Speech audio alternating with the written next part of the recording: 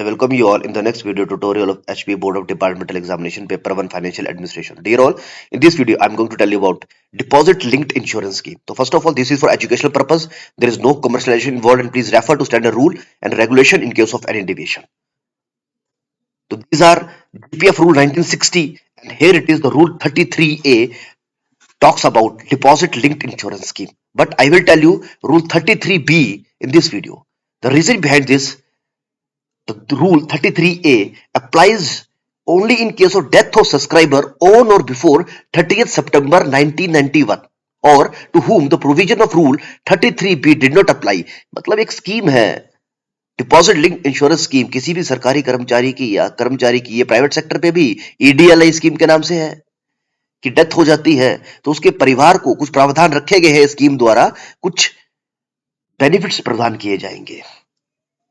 तो rule 33A के अंदर सब्सक्राइबर की डेथ की कंडीशन है 30 सितंबर 1991, इसलिए मैं आपको रूल 33B के बारे में ही बताऊंगा. चलिए कंडीशन देखते हैं.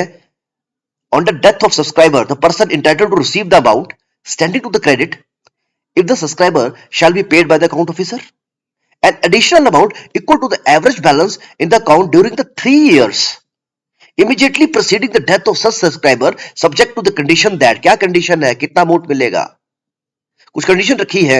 जैसे the balance at the credit of such subscriber shall not at any time during the 3 preceding the month of death have fallen below the limits of, कुछ लिमिट्स तय कर दी गई है. जैसे कि आप देख पा रहे हैं 25,000, 15,000, 10,000, 6,000, और इसी के हिसाब से आपको पे बैंड और ग्रेड पे दिख रहा है. जैसे 4800, 4200 ग्रेड पे है, यहाँ पर 1400 ग्रेड पे है, देन अगेन 1400, 1300 ग्रेड पे यहाँ पे दिया हुआ है. और अमाउंट भी आपको डिक्रीज होता हुआ दिख रहा है. मान लीजिए 25,000 है और पे बैंड है 9300 से लेकर 34,800, in the grade pay 4800, then 25,000 है. 15,000 कब है, जब ग्रेड पे कम हो गया. चलिए इसको पढ़ते हैं एक बार.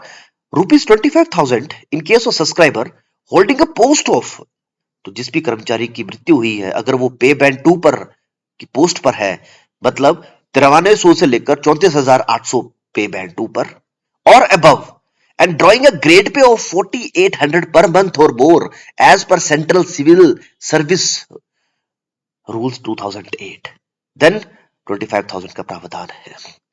15,000 in case of subscriber holding a post in the pay band 2, pay band same है but grade pay is over here decreased.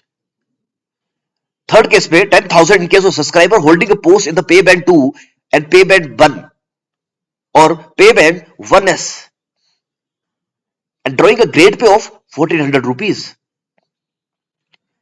or more but less than 4,200. मतलब इसमें फिक्स कर दिया गया है कि ग्रेड पे 1,400 से लेकर 4,200 पर मंथ के बीच में होगा, तब 10,000 का प्रावधान है. 6,000 in case of subscriber holding a post in the pay band of, as you can see, and grade pay of 1,300 per month but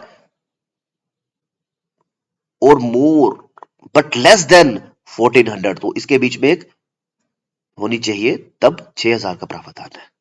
उसमें कंडीशन दे रखी है the subscriber has put in at least 5 years of service at the time of his or her death. ये compulsory है. The additional amount payable under this rule shall not exceed 6 lakh rupees. पर इसमें भी amendment की गई है. तो as you can see this is the amendment. मैं आपको अमेंडमेंट दिखाता हूं इसकी.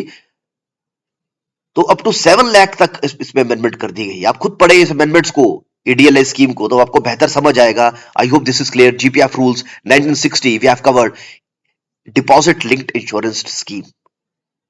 So in the end I acknowledge GPF rules and I request you to please read this rule and do not follow the video blindly. So thank you all for valuable time.